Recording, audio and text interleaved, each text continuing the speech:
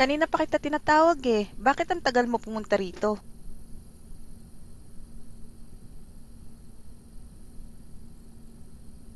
Okay lang ba kapatid mo? Mabuti naman, umpisahan mo ng kainin pagkain mo at baka lumamig.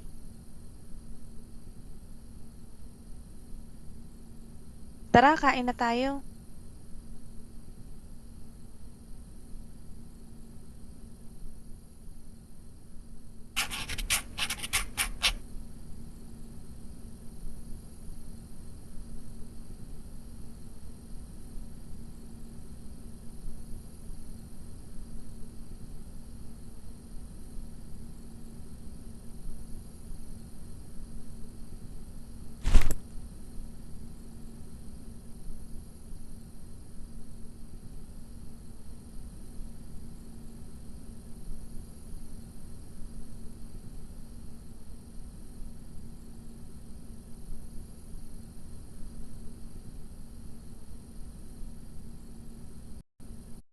Kamusta naman ang klase nyo? Ikaw, mag-aral kang mabuti para gumanda ang kinabukasan mo. Hindi yung puro landi at barkada lang buong araw. Mabuti.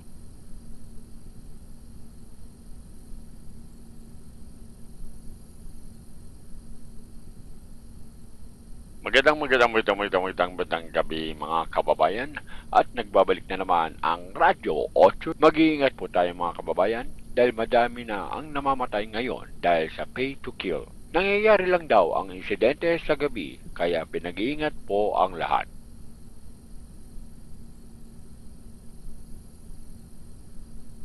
May nahuli na rin na otoridad sa kasong ito at mag-iingat na at yan lang. Mag-iingat tayo, huwag na munang lumabas ng bahay.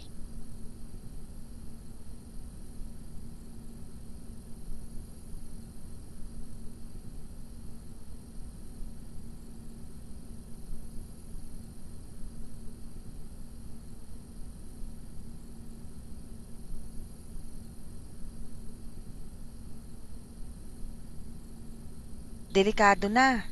Bumalik na naman yung pay to kill.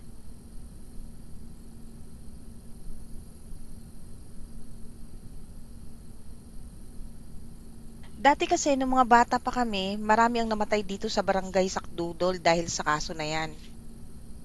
Ang dami kasing tao ang naghihirap ngayon kaya wala na silang magawa kundi gawin ang hindi tama para lang kumita ng nahanap na ng mga pulis yung leader ng krimen.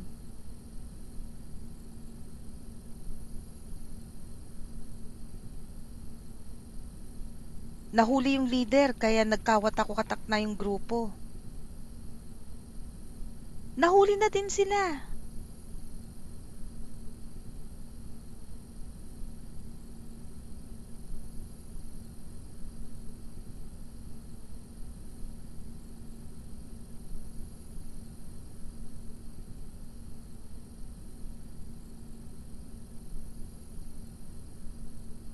Kamusta na kayo?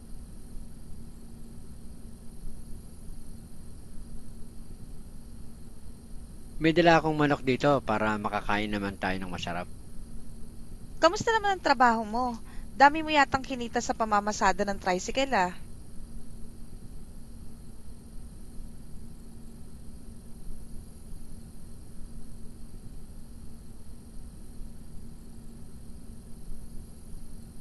Oo kailangan ko talaga magbanat ng buto para sa pamilya natin.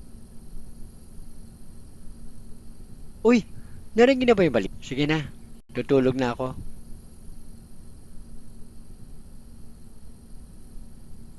Makakain na ulit tayo ng manok. Ang tagal na rin yung huli nating kain nito.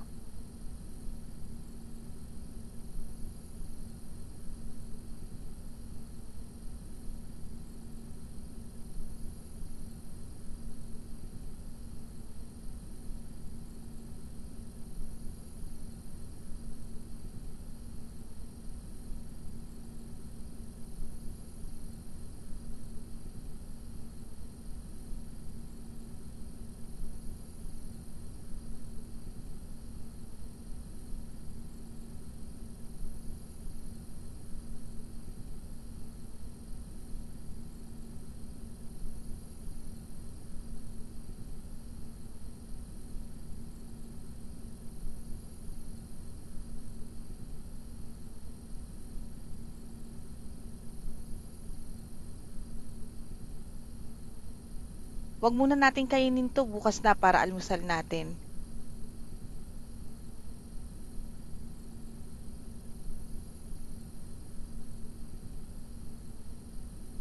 Sige na, lock mo na lahat ng pinto at bintana bago mo itinda yung balot. Huwag kang magpaka-late sa labas ha, delikado na. Sige na, kumilos na para maaga kang makauwi.